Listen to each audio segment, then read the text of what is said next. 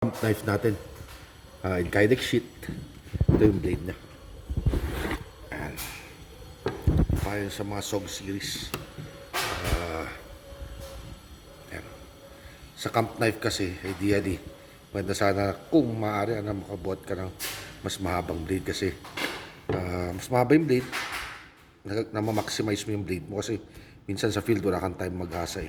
Kaya meron yung mga iba na sanay na sa field, nagre-require sila ng compound blade, yung iba ang hasa dito, iba ang hasa doon ba, na maximize yung use ng knife.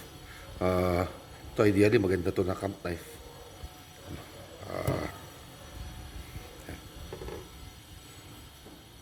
Built like a tank to.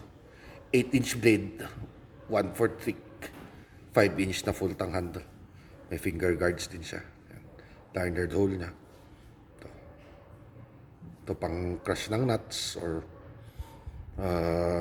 dito sa Cordillera,